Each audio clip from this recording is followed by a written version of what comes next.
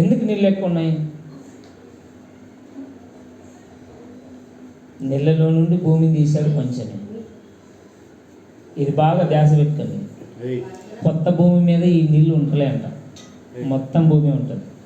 అర్థమైందా? చనిపోయిన పరిశుద్ధాల ఆత్మలల్లో కూడా ఈ భూమి మీద ఉన్నారు. చూడండి ఏమంటున్నాడు, అంతటా నేను కొత్త ఆకాశమును కొత్త భూమిని చూచితిని.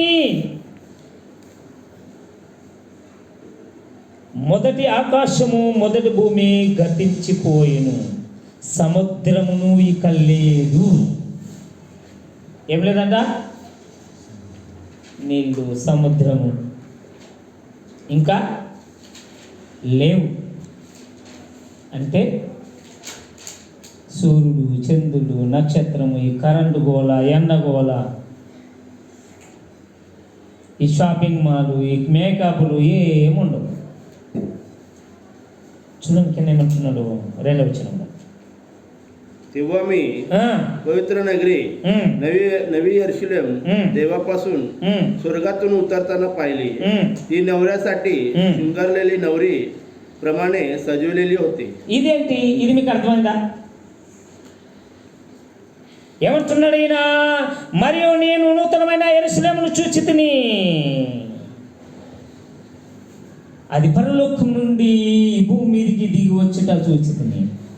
ఇప్పుడు యెరూషలేం కాదు ఇది. తన భర్త కొరకు అలంకరించబడిన పెండ్లి కుమార్తె వలె. ఏంటి ఇది చెప్పండి? ఏమిటి? మీకేం అర్థమైంది? అర్థమైంది చెప్పండి, అప్పుడే అర్థమవుతుంది. క్వశ్చన్ చేసుకోవాలి మనము. ఇదేంటో తెలుసా? ఒకసారి చూద్దాం. ఎక్కడ వచ్చేదండి? తెస్సలోనికీయులకు రాసినటువంటి మొదటి తెస్సలోనికీయులు ఒకసారి చూద్దాం.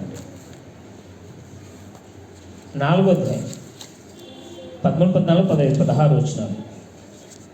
మొదటి తెస్సలోనికీయులకు 4వ అధ్యాయం 13, 14, 15 వచనాలు ఒకసారి చూద్దామండి.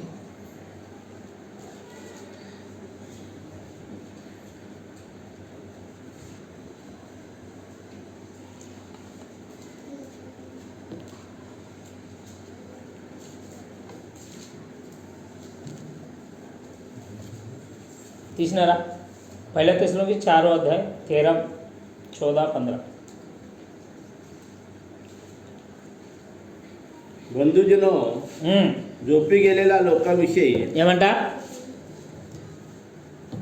సహోదరులారా, నిద్రించిన వారిని గురించి మీకు తెలియకుండా మాకు ఇష్టం లేదు.